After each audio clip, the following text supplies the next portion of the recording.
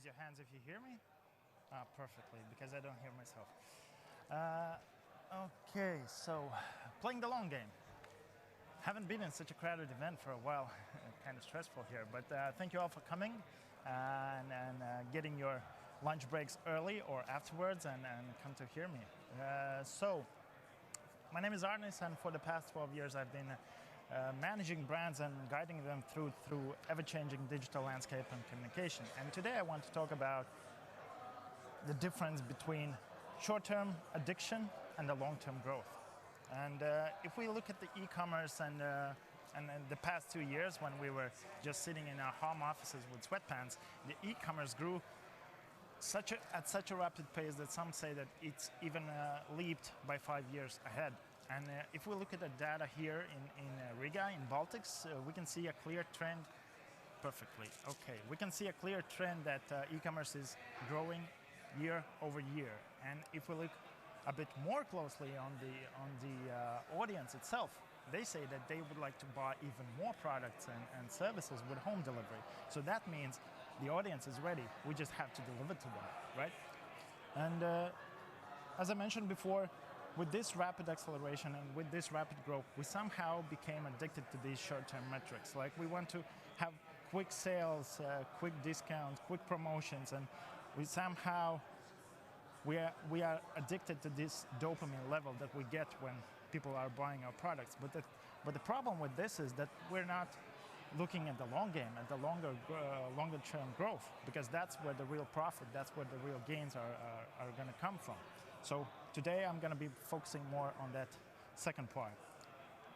And for me as a marketer, this is really difficult times to be in, because you are constantly bombarded with commercial messages, like more than 5,000 messages a day, right? And most of those ads, they don't even get noticed.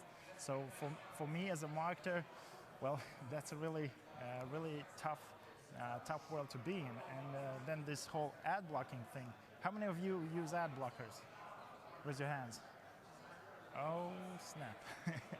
At least half of you are probably seeing some of our ads. But then there's this guy, Daniel Kahneman. He wrote a book, Thinking Fast and Slow. Really great book. I advise you to read it. But one quote really stuck with me. He said that we think much less than we think we do. And translating it into a brand world, he said that 95% of our decisions are driven by emotion, right? So you buy something and afterwards you try to rationalize it. You bought a red dress, it's probably not the best looking on you, or it's not the right size, but you try to rationalize afterwards. But the first impulse, the first purchase decision was made based on these emotions. And if we look at your own brands, at your own products, startups, or whatever you're representing today, ask yourself whether your audience is somehow emotionally attached to your brand. And if you truly can answer yes, then perfect. It's great time to be here. But if you have a slight doubt that people are using your product just as a commodity, then you're in this risk zone. Because if it's a commodity, then products can be exchanged, and there's going to come a next startup, more cool looking, more better features or whatever.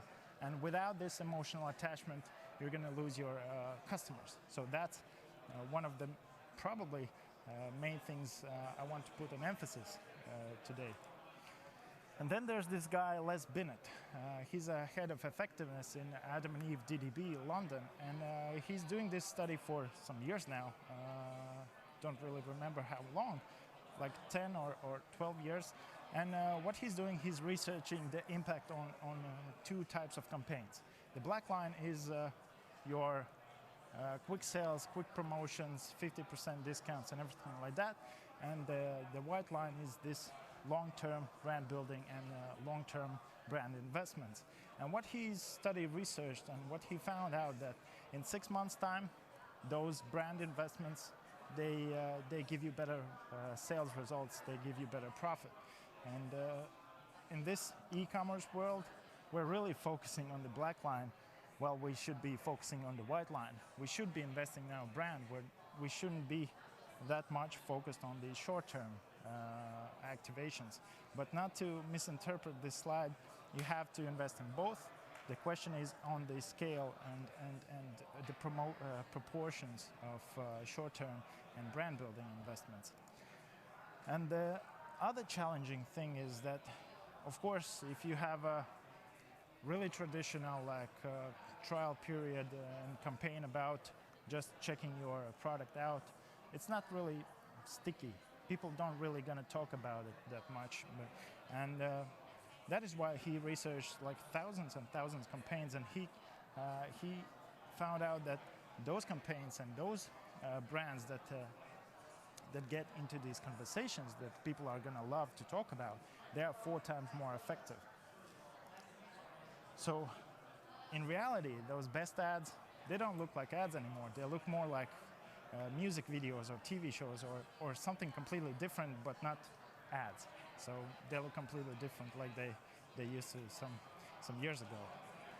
So the challenge for me as a marketer and for you as a startup guys is how to break your brand, how to break your product in this culture, in this conversation. How to achieve that couple of buddies getting beer afterwards, how you're gonna achieve that they're gonna talk about you. So this is the real challenge if we talk about communication, whether you're an e-commerce player or from different category. This is a universal truth for probably all of the brands here. But then there's this tricky part, because the attention span is such a short amount of time, and we have to compete with Hollywood, we have to compete with gaming, memes, sports. Basically everything you talk about, that is what we're competing against. And that is how our products are kind of competing against these topics that people just love to talk about, and how to achieve this level of enthusiasm about your brands. And that is why we believe in this thing called brand role, which hopefully will somehow translate in this afterwards. So in the essence, brand role is actually just the core of your brand. It's not your strategy, it's not your communication, it's the essence of what you do. Simply put, it's just colliding 2 things. What we offer as a company and what the society really wants. So colliding these 2 things and trying to find what's in that sweet spot, that is where you're gonna find your brand role. And of course, there are a lot of things to go through and ask a lot of questions about the category, culture, audience, etc. But in a nutshell, this is where you find your essence. This is where you find your brand role. And let's look at one case study where Klarna. How many of you know Klarna? Oh, okay, perfect. So I'm going to show how Klarna looked before and how they found their their brand role, and how they're looking now. So this was Klarna before. They're a financial institution, and of course, as a regular financial institution, they chose blue color, they choose pretty safe stock photography, and basically they look boring, right? Because they're coming out of Sweden, they're like yet another financial institution, right? And they really wanted to challenge the category, and they truly believed that they have a really simplified buying experience. They had a great product, but if you're looking like this, it's not really gonna break into conversation. It's not really fun thing to talk about. And getting back to this, so they wanted to challenge the category, and on the other side, the people really just want convenience, right? They want to hassle-free shopping experience. So merging these 2 things, they came up with this great idea. They came with this great creative concept, and it's called Smooth. Because in reality, they just provide smooth payments, right? And it's such a brilliant concept where you can describe your whole idea with just one word, right? It's smooth as this fish sliding through the space. Perfect. I just love this. Okay, and of course they completely reimagined themselves from the colors, from the typography, color schemes. Everything was built ground up, and this is how they look currently. And yeah, the stock photography, it's gone. They're getting their own made photography for their brand, and they even got this guy to change his name for a while. Snoop Dogg, probably know this guy. He changed his name to Smooth Dog. And I think it really suits him, right, with the dogs and everything. So Smooth Dog is part of Klarna. And getting back to products and brands, we expect something fun. We expect some interesting experiences from the brands we purchase, right? We don't just buy this clicker because it's a commodity. I can change with different other clickers, but if it would provide something fun and interesting, that would be a topic to talk about, right? So in this, I would say, post-pandemic period of time, while I see so many people here, we pay more for unusual products. We go to stores and we see something unusual, we get interested, we get attention to this product, and we're willing to pay more because it's unusual, because we're bored, because we need new experiences. And some of the times we don't even know what it is, but we're just willing to give our credit card and shut up and take my money, because it's something unexpected, something unusual, and it's something entertaining that I'm going to talk about with my buddies afterwards. So yeah, those funky or sometimes even odd things, they're becoming hot. And if you look at your own products, at your own services, what is the quirky, weird thing that you're providing that others are not? And if you can't find it, dig deep, find your brand role, and maybe there's something in this. So, whoa, I blazed so fast through the presentation. But yeah, okay, I got some time left. So yeah, this whole thing about the brand role and how to find it, and what are the products that people are looking at, they're looking for unexpected things. And if you want to catch this bird's eye, you have to be unexpected. You have to provide some additional value or something that is not a commodity. Because as I said before, clickers, interchangeable, phones, interchangeable.